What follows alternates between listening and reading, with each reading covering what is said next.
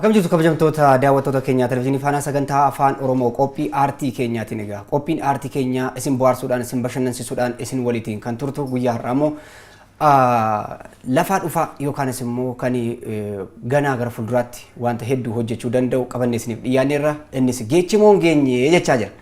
Fayyisaa Addunyaati. Ayyee Fayyisa akkam? Nagaartu. Jirtaa? Jirra. Ayyee baga nagaan dhufte? Ayyee baga nagaan dhufte jecha.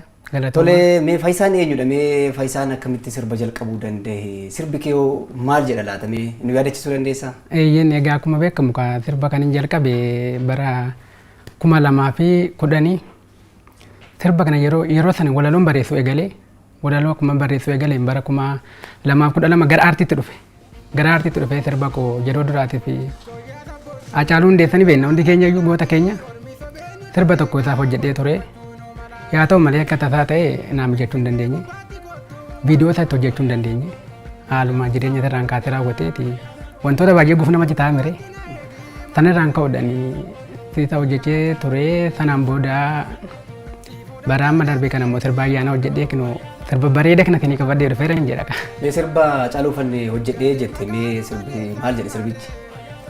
Sirbichi bifa jaalalaatiin kan hojjetame koyyaa sabboontu mucayyoo warra galaanii ormi sobeen nuti seeqa wal bulfachuun malaanii jedha. Sana booda sirba san keessatti wantoota goota keenya kana maqaadhaan ni jiru. Hacaaluun nama akkamitti? Anaaf kiyyaa ofittummaa fudhee sananii Hacaaluun egaa nama beekamaadha. Nama Oromoodhaaf bu'aa guddaa buuse. Namni kun nama guddaa hundi keenya iyyuu ni beekna. Sanaan booda Hacee koo ilma Hundeessaa seenan keen baduu keessaa. Hamboo gubbaa yoon si ilaalu an sin dhabe yaa Hacaalu seenaa gaarii hojjettee ta fakkeenya dhaloonni dhaalu jedheetanii hanga ta'e tokko uummata ibseen ture. Koyyaa sabboontu mucayyoo warra galaanii ormi sobee nuti seeqaa wal bulfachuu nu malaanii Finfinnee gubbaatti kottu maaloo biyya kumsaa morodaa Hamboo gubbaatti na eegi marree Hacaaluu Hundeessaa si fudhattee gaabigeeni maaloo goota Oromoo ilma Hundeessaa gadee maqaa nu balleessaa marree seenaa kan keenya tureessaa. Dagalatoomii tole goobee kan jedhu gaanni amma reefuu kan viidiyoodhaan hojjettee jira. Goobee geechimoon geenye jetta. Mee maal inni nani geenye kun immoo akkamitti? Egaa geechimoon geenye jechuun kiyya ayyaanni waggaa dhufe moo dhufne jechuudha. Ayyaanni waggaa yeroo dhufu namoota baay'ee wajjin gammadu maatiin hundi bakka tokkotti waliin dabarsu. Egaa keessattuu masqalli immoo booruu gannaa baanee booqa birraa geenye yerootti lafti bari'ee abaabiyyoon daraaree bakka namoonni walitti dhufanii yaada tokko ilaalcha tokko wajjin dabarfachuu danda'anidha. Sanaaf geechimoon geenye ijoollee nama meeqatu kana ga'ee nama meeqatu kana hangate kan jedhu achi keessatti egaa akka mata dureetti fudheen hojjedhee tarii sirbi kiyya hundumtuu iyyuu hiika qaba. Dura yaa birraadhaan seene yeroo yaa birraadhaan seenu birraa faarsutti dhufe. Sana booda goobee gobsii ijoollee taphadhaa itti duudhaa fi aadaa safuu uummata Oromoo kana babal'isa. Uummataaf ibsaa jedheen akkasitti goobee gobsiitti dhufe irraan immoo iyyoolee damma birraatu dhufe. Tole mee goobee gara iyyoolee damma birraatu osoo hin deemiin mee goobee kanarratti jechuudha jalqaba yeroo jalqabdanii mana keessaatti gadi baatu ibsaa fa'aa qabattanii jechuudha isa daamaraa yookaanis immoo isa gubamu qabattaniitiin gadi ba'aa jirtu. Achirrattis namoonni gurguddaanis jiru warra daa'imaas jiru. Wanta aadaa garagaraatu ibsameera jechuudha. Mee tole inni yeroo sana yeroo sirbitan immoo ni jira. Sirbi goobee yeroo jalqabamu jala bultiidhaan immoo gaafuma sanadha kan inni sirbamu ammasoo erga jalqabee yoo gara fuulduraatti guyyaa meeqaaf itti fufee sirbamu? Tarii sirbi goobee gaafuma goobee sanii kan sirbamu. Gaafa goobee sanii daamotiin qophaa'e. Gaafa ayyaana. Ayyaana bara haaraa. Ayyaana bara haaraa gaafa masqala guyyaa ifaa ibsanii jira miti. Guyyaa sanii sirbi goobee kan taphatamu. Sana booda guyyaa san daamaraa muraatii oolu daamotii dhahaatii oolu. Daamotii gadhaanii booda daamaraa eegga muraatii oolanii booda galgalanii dhaabu. Dhaabaniiti akkuma beekamu maanguddoon alatti gadi ba'u alatti taa'anii sanaan booda haadholiin ni dhufu ijoolleen illee ni dhufu. abdaari sanitti kallalaniiti buna wayii danfisanii sanaan booda bunni sun erga danfee raawwatee achitti bitti muranii daabboo nyaatanii galanii deebi'anii egaa akkuma beekamu isseeppi qaba roolii qaba wanti hundumtuu fakkeenyaaf osoo abbaan kun baasnanii baasuu hin danda'u daamota san jechuudha daamaraa dhaabnee iyyoo kayyannee sana booda daamaraa tan achi gallee daamaraa tan dhufnee daamotiidhaan gubnee sanaan booda ijoolleen goobee taphatti. Goobee eegga taphatanii goobee kana hin taphannaa bakki itti maallaqas argannu jira bakki itti farsoota daabboo argannu jira maallaqa arganne san immoo akka duritti akka har'aallee osoo hin taane har'a baay'ee yeroo namni itti aadaa ofii cimsatu kanatti namoonni tokko aadaa balleessuuf kan fiigan jiru.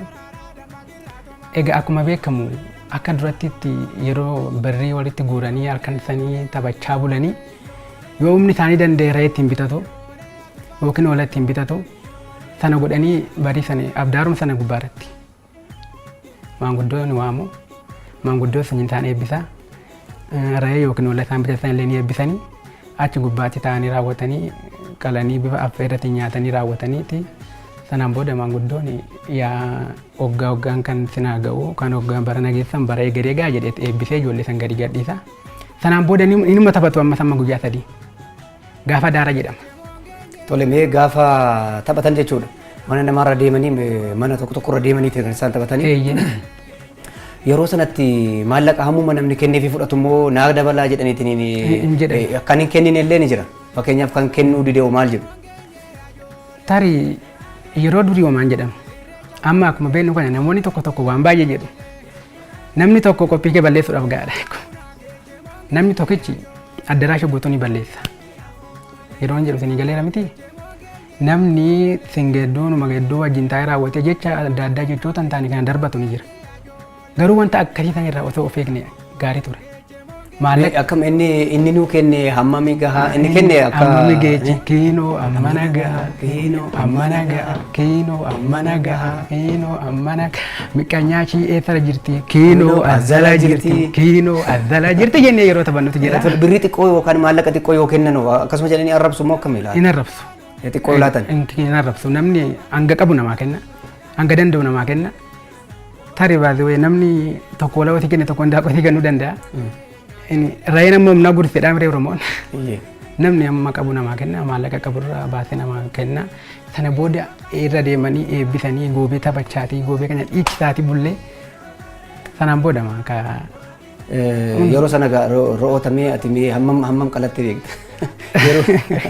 Yeroo taphachaa turtetti yoo maallaqni keessan gaarii ta'e maallaqa qabdan sana yoo akka gaariitti walitti kuusattan waan bitachuu dandeessu ta'e re'ee yookaan hoolaa yookaan immoo kan sangaa qalatan hin jiran. Ni jiru. Akkuma guddina isaaniitti jechuudha. Guruupii yookaan immoo gareen jiru. Gareen sun akkami garee akkamii wal filatu mee warra sirbitan. Amma nuti naannoodhaan fi gandaan wal filatu. Fakkeenyaaf warri ganda keenya ni jiru warri ganda biraa ni jiru yeroo walitti dhufallee wal lolu waan akkanaafaa jira namni tokko lolli isaanii asin dhaqee mana kana dhaqeen jechuun maarratti asin dhaqeen achi dhaqeen yoo doon ta'in dhimmuma asii maallaqaa asii achi argattanii achi nutti dhufina asii akkana godhinaa dhimma jedhu of keessa qaban malee lola biraati miti yoo walii galan immoo hayyuun tokko yookiin namni keessa jiraate immoo waliin taphatu sirrii walitti deebi'an jechuudha sana booda yeroo walitti deebi'anii waliin taphatuttu baay'ee gammadu. Ayyaanichi deebi'ee in dhufa waan sitti hin fakkaatu. Waan miira keessa galta bakka baay'ee tokko edemni illee hin qabu yeroo. Naatis kanaaf geechee moo geenye kan jette jechuudha. Ga'uusaatti hawwii guddaa gati qabduuf gammachuu guddaa gati qabduuf wanta tokko argan tokko moo wanta itti gammadanii ilaallatan yookaan wanta gammadanii eeggatan tokko dhuguma gahee laata jechaa jirta jechuudha. Eeyyeen kan dhuguma dhufee laata. Mee kan biraa immoo jechuudha yeroo wal lolan sun gaariidha ree wanta akkasii kun immoo gaarii miti. Silaa garee garaagaraa jiraatu iyyuu jaalalaan waliin ta'anii jaalalaatiin tokkummaadhaan silaa tokkummaa ibsaa gareen sun wal jabeessee iddoo tokkotti dhufee iyyuu aadaa isaa jabeeffachuu danda'a waan ta'eef mee maal jettati yaada kanarratti wal loluun yookaan immoo wal dhabuun gaariidha ta'a? Gaarii miti akka ta'u qabu arbii walii galtee nuti wannoo ittiidhaan quncee walii galtee arba'iitii tokko jira miti. Namni yoo walii galee waan guddaa raga'uu danda'a. Waan guddaas hojjechuu danda'a. Wal loluudhaan dura walii galanii aadaa ofii kana fuulduratti guddisu akkam gochuu qabna, akkamiin guddifachuu qabna. Aadaa jechuun lafee dugdaati. Namni aadaa hin qabne bakka yoomiyyuu safuus hin qabu, kabajaas hin qabu. Namni lafee dugdaa kana malee dhaabbata. Ol kaan malee ol kaatanii fudhatanudha Oromoon. Har'a ati waa'ee aadaa keetii lafatti yoo diippilii keessa gadi butee hin beekne boru fuftaa yeroo namni si gaafatu maal deebisa. Kanaafiyyuu ani dhaamsi ani qabu aadaa keenya kana walii yaa guddisnu addunyaa irratti yaa beeknu nu yoo waliin kabajne namni illee nu kabaju. Kanaafiyyuu wal kabajnee aartii keenya yaa guddisnu wal duuka yaa dhaabbannu kan hin beekne yaa gorfannu kan wallaale yaa gorfannu. Kan beeku akkuma beekuma isaatiitti namoota hundaaf muuxannoo yaada barsu yaada yaa kennu jedhaan. Baay'ee gaariidha. Magaa goobeen kun waggaa waggaadhaan nama kabajamaa jira. Magaalaa Finfinnee magaalaa guddittii keenya keessatti jechuudha. Kan ammoo tursiisuudhaaf aadaa kana akkuma ammatti jette kana akka addunyaatti beeksisuudhaaf gaheen tokko tokko keenya maal ta'uu qaba jetta gaatis amma keessa seenteetta. Goobee kanas sirbaa jirta. Dargaggoonni warri kaanillee warroonni amma lafaa dhufaa jiran guddachaa jiranii aadaa isaanii barachaa akka deemaniidhaaf maal ta'uu qaba jetta? Diippiliin kana waan keessa bu'ee haasa'uu barbaadu aadaa keenya kana guddifachuu qabna. Aadaa keenya kana warri dogongoranii waan addaa raawwatanii waan addaa hojjetanii fuulduratti of deebisanii dura waa'ee aadaa ofii yoo beekan wanta hundumaatti dhufu beekta. Namni aadaa ofii hin beekne namni maalummaa ofii hin beekne waa'ee namaan beeku namni waa ofii hin beekne. Ani akka dhaam tokkotti wanti ani dabarsu ijoolleen keenya keessattuu aartistoonni Oromootis ta'e warreen lafaa ka'illee ta'e aartistoota ispeeshaalis ta'e aartistoonni ganaareef jammaranis ta'eetu waa'ee aadaa kana gubbaatti yaa xiyyeeffatan. Aadaa jechuun waan guddaadha. Sabni aadaa hin qabne kabajaa hin qabu. Kanaafiyyuu dhimma aadaa kana gubbaatti odoo xiyyeeffannoo guddaatti kennan baay'ee natti tola. Jalqaba irratti kaaseen ture Faayisaan eenyudha? Ati reefu kichuu gara fuulduraatti waan hedduu hojjechuu nama danda'u ammallee waan jabaa hojjetteetta. Kanaa walitti immoo waan guddaa hojjechuu dandeessa. Faayisaan eenyu akkamittiin iyyuu kana jalqabuu danda'ee meeshaa jedhu irratti nu ka'ime? Egaa ani akkuma beekamu Faayisaa jechuun bara 1992 haadha koo Caaltuu Nagasaa fi abbaa koo Addunyaa Baaroo irraa dhaladhe. Sanaan booda bara 2002 mana barumsaa galee. Sanaan booda maatii kiyya irraa bara 2010 irraa fagaadhee sababa barnootaatiin gara magaalaa dhufe. Sanaan booda ani yeroo barachaa jiru walaloo barreessuu eegale. Gaadanyaan kiyya jira hiriyaan kiyya mucaan. Yeroo baay'ee mucaan sun shufeerii hawwaa konkolaachisaa. Ani immoo aartiin hawwa. Yeroo san bakka saatiitti barnoota galeen walaloon barreessa. Inni immoo gadi ba'ee yookiin saakilii ofa yookiin waan addaa godha. Walumaa galatti waa tokko hojjechuudhaaf murtoo mataa ofii fudhachuun dirqama. Wanti hin hojjetamneef hin jiru wanta irratti hin gaamu. Mul'ata kee galmeessachuudhaaf. Mul'ata kee tokko galmaan gaachuudhaaf. Tattaafachuun dirqama. Kanaafiyyuu mucaan tunis har'a konkolaachisaa kan ta'e. Anillee irra kinoo gara aartii kana dhufee kinoo keessummaa kabajaa gootanii na waamtanii sirba uummanni kiyya jaalatu sirba aadaa kiyyaan qabadhee tanii dhufee wanti ofitti gammadu yeroo baay'ee. Oromoonis maal jedha abbaltuun deegduun qabduudha. Wanta yaaddee ni argattaa jechuudha. Waan abbaluu jechuun yaaduu yookaan hawwuu jechuudha. Hawwii kee galmaan geessifachuuf immoo ani kanan hawweera jettee rafuun taane tattaafachuu rakkoo kee kana kunoo amma akkuma ati yaaddee waan yaaddee aartistii ta'uun barbaada jettee walaloo barreessitee sirbasii akkanatti qindeessitee walaloo fi yeedaloon isaa haala kamiitiinidha? Egaa walaloo yeedaloos anumatu hojjete. Tole egaa sirboota kee kana keessatti wantoota gaggaariitu jira wanta garaagaraa jira haala lafa isaa solaallee iddoon magariisummaan agarsiisa kan biraan immoo sirba asuma keessatti jechuudha viidiyoo kana keessatti jalqaba goobee jettee itti aansuudhaan goobee sana keessatti immoo waa'ee masqalaa ibsiteetta irraa immoo waa'ee irreechaa bara haaraa jechuudha bara haaraas jettee irreechaas jettee mee akkami irreechi tuttuqteetta kan finfinneesi hora finfinnee hora harsadee akkasumallee hora iddoo kan kaanes kan jiran kan naannoo ofii jiranii inni akkami namoonni baay'atanii yeroo deeman ni jira waliin karaa darbaa dhabamee yeroo deemamu sana akkam gammachuu addaa akkamii namatti kenname gammachuu akkamii namaa laata baay'ee nama gammachiisa ibsuu keessatti baay'ee nama gammachiisa. Oromoon saatii ammaa kana akkasitti wajjin bahee irreeffachuun kun anaaf gammachuu guddaadha. Uummata Oromootiifis gammachuu guddaadha jedhee Oromoon saatii itti akkanatti wal ta'ee saatii itti akkanatti argatee bahee irreeffatee nagaan galuun kun waan guddaadha. Maaliif yeroo darbe hundi keenya ni beekna. Waan ta'aa ture fi waan godhamaa ture hundi keenya ni beekna. Sana booda immoo hundi taariyyuu darbee har'a Oromoon walitti dhufee Oromoon wal ta'ee haala kanaan hirreeffatee haala kanaan uummataa kadhatee haala kanaan malkaatti bahee haala kanaan waaqeffachuun isaa anaaf baay'ee gammachuu guddaadha. Ammallee irra deebi'anii wanti ani jechuu barbaadu. Sirba irreechatti hin ce'ee iyyoolee damma birraatu maadhaan irreecha buuna jedhe. Masqalli waan hunda qabatee dhufa. Goobee qabatee dhufaa, irreecha qabatee dhufaa. Sanirraan ka'ee tanan irreecha buuna aadaa keenya wal kabajuun safuu keenya baga geechan hundi keessan Oromiyaa marti keessan jedhee achi gubbaatti illee yeroo weellisanii jira. Maal jedheen golobee ilma jaarsanaan jedhu yeroo baay'ee warri weellikoo kana dhaga'an. Yaa masqala kan hoggaan nu geechi hoggaan nu geeyyu. Abbaan gadaa yeroo Oromoo eebbisu. Haadhi siinqee yeroo eebbisu. Kan baranaan nu geesse bara egeree nu gahe. Yaa Waaqayyoo yaa uuma koo bara baranaan nu geesse bara dhuftuu nu gahe jedhanii eebbisu. Isa sababeeffachuu jedhanan immoo yaa masqalaa kan hoggaan nu geechi hoggaan nu geeyyu. Bakka barana kan geenye bara dhuftuun nagaan nu geeyyu. Jedhee akkasitti sirbatan illee golobee ture. Sirbicha mee nu yaadachiisme akkam jedha. Yaa masqalaa ka hoggaan nu geeche ka hoggaan nu geeche. Salaale biyyi ko Yaa masqalaa biyya taadde birru yaa masqalaa barbaanne targanne yaa masqalaa aadaa badee jiru yaa masqalaa ka hoggaan nu geeche ka hoggaan nu geeche hoggaan nu gayi hoggaan nu gayi.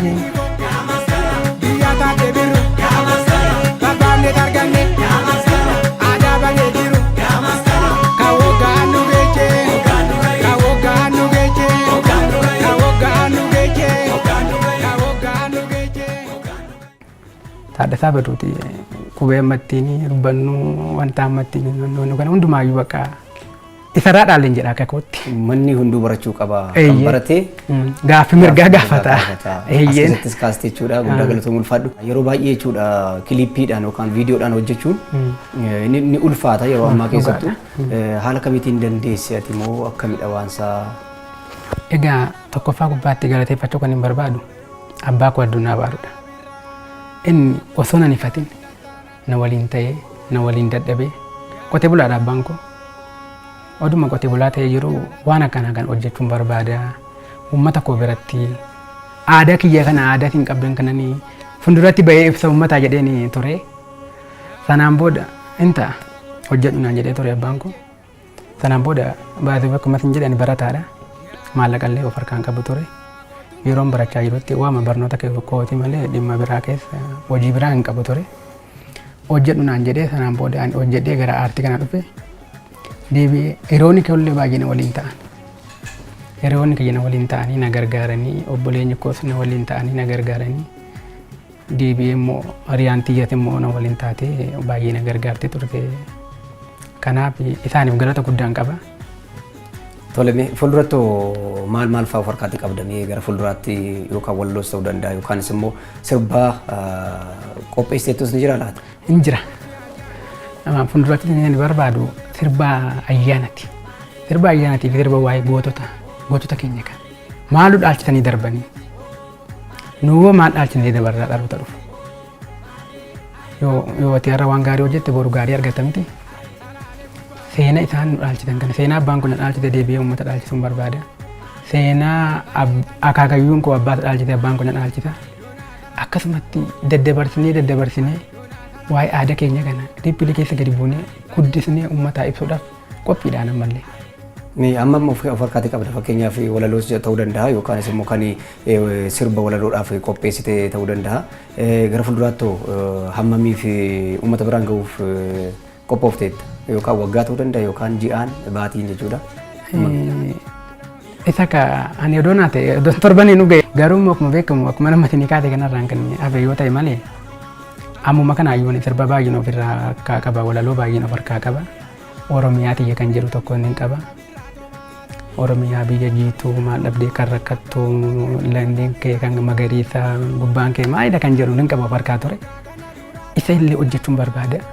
Deebi'ee raawwateetu waa'ee miidiyaalee afaan Oromootiin jiran kan hojjettoota isaanii wajjin namni tokko yeroo hojii hojjetu akkuma beekamu faana miidiyaa kanarra namoonni hojjetan walumaa galatti hojjettoota faana miidiyaa yeroo hin taane faana miidiyaa kana yoo leellisee isa yoon paartii qixxuman hojjettoota isaanii waan dhodheeti ibseeti mitire akkasitti sirbtiin faana kana faana miidiyaadha walumaa galatti miidiyaalee afaan oromootiin jiran baay'ee tokko isaan walaloo qopheeffadheen taa'eera. Miidiyaalee afaan oromoodhaan hojjetanii seenaa oromoo jabeessan isaaniif faarsitee jechuudha. Isaaniif faarte jira. Eegganna tole guddaa galatoomuu ulfaadhuun siin jedha mee wanta ani hin kaasne jira yoo ta'e akka dhaamsaatis ta'uu danda'a waan jettu yoo jiraatee fi carraa siin kennan. Egaa ani wanti ani jedhu walumaa galatti tokkoffaa irratti siin haala bareeda kanaan iddoo kanatti keessummaa kabajaa na gootanii intarviiyuu na dhiyeessu keessaniif galanni koo guddaadha. Dabalataan immoo wanti ani jechuu barbaadu uummata oromootiin aadaa keenya yaa cimsannu aadaa keenya yaa guddifannu aadaan keenya akkuma isin jedhe kana nama aadaa qabutu waa'ee saboo fi waa'ee maalummaa fi gaafataa isin jedhee dubbadhee ture miti ammallee aadaa kana irra caala fuulduratti yaa guddisnu aartistoonni keenyas irratti haa xiyyeeffatan dabalataan immoo wanti ani jechuu barbaadu odoo naa ta'ee aartistoota oromoo kun jiran miti waa'ee aadaa kana dippilii keessa gadi bu'ee gaafadhee isaanirraa baradhee waa'ee aadaa kana hojjedhee baay'ee tokkoon gammachuun koo guddaadha. Egaa wanti biraa immoo wanti ani jechuu barbaadu asumarraan dhaamsi ani qabu dhaamsi biraa immoo uummata oromootiin baga bara 2015 nagaan geessan jechuun hin barbaada. Egaa irreechi itti deemnu kunillee ayyaanni masqalaa ayyaanni itti deemnu kunillee waaqayyoon nagaa mana keenya bobbaasee nagaa mana keenyatti nu haa galchu jechuun hin barbaada. Dabalataanii uummata oromootiin hundumaadhaan baga geechan baga ittiin singee baga geenya jechuun hin barbaada. Ayyee guddaa galatoomii ulfaadhuun siin jedha istiidiyoo keenyatti daawwattoota keenya kabajjee uummata keenya kabajjee asitti nu argamu keefatellee ulfaadhuu gara fuulduraattis kanaa ol akka hojjettu abdii qabna. Jajjabina si falaata. Ayyee galatoomata illee miidiyaa kana gubbaatti naaf feertanii yaada kun irraa fudhattanii galanni koo guddaan maqaa uummata oromootii fi maqaa miidiyaa kanaati. Ayyee ulfaadhu. Galatooma. Ayyee kabajamtoota daawwattoota keenya qophii aartii keenya kanarraatti egaa akka bohaartan akka itti bashannantan abdii guddaa ni qabna. Faayisaa addunyaas gara fuulduraatti wanta jajjabaa hedduu akka of harkaatii qabudha kan inni nutti hime jechuudha. Egaa innis waan gaggaarii gaafa qabatee dhufus immoo akkasuma nuyi isiniif dhiyeessina waan waliin turtanii fi guddaa galatoomaa ulfaadhaa isiniin jenna nagaa ta'a.